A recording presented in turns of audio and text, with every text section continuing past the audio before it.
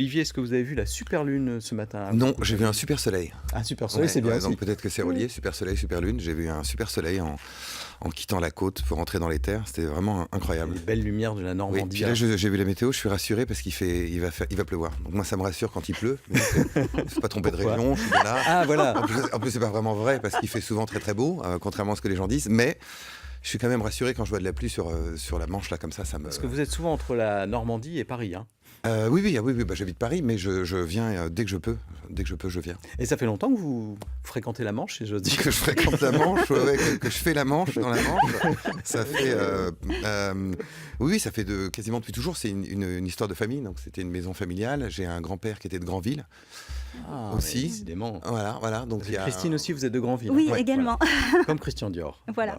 Donc c'est une histoire familiale. Donc la Manche, c'est votre histoire en fait, votre enfance. Ouais, c'est une partie de mon histoire en tout cas. Et vous y êtes souvent. Alors on vous connaît pour le grand public, vous connaît surtout pour la série qui passe sur France 3, dont nous sommes très fiers, qui rencontre un grand succès d'audience et qui s'appelle Un village français. Alors rapidement, je rappelle que ça se passe dans une petite ville de province.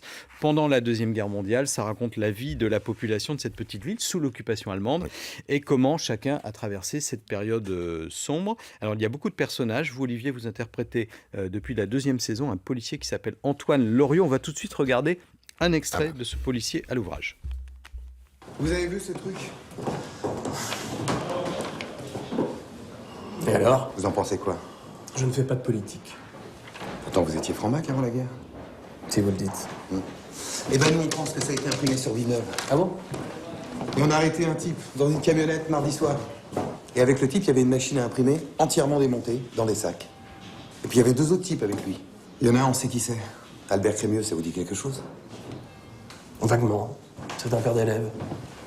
Et alors le deuxième, on sait pas qui c'est, mais on aimerait bien savoir. Écoutez, j'ai des tas de choses à faire. Je comprends pas ce qu'on me reproche.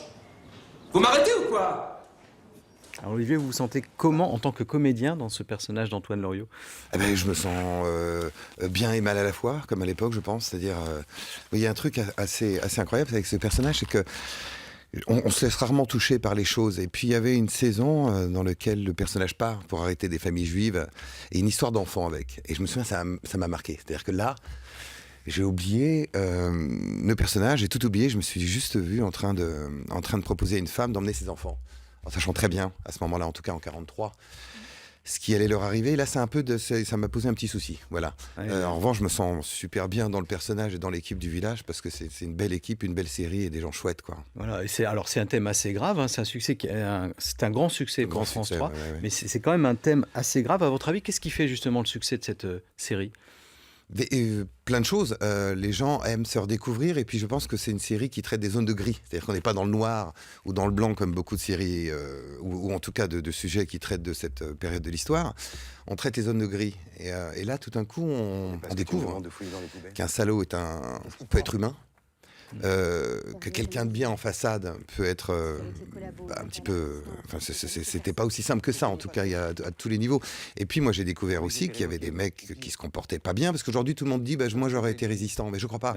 Je crois qu'à l'époque, il fallait bouffer, comme aujourd'hui. Quand on avait une famille, il fallait manger. Quand on était flic et qu'on avait un salaire, il fallait garder ce salaire.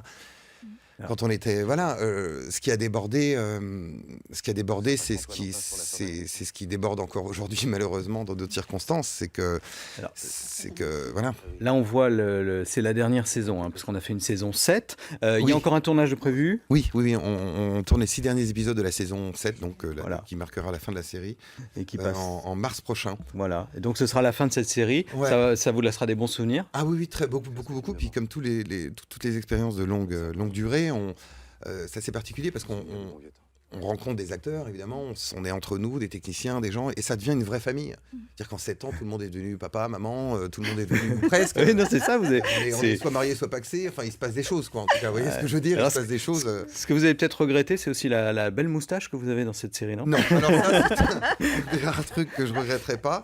J'ai la mienne, la vraie, puis on m'en colle une fausse quand je fais autre chose en même temps. Bah oui. Non, là, je laisserai cette moustache... peut-être dans un coffret DVD. Christine, vous qui êtes relookeuse, la moustache, vous validez ou pas? Non. Bon, d'accord, moi c'est clair.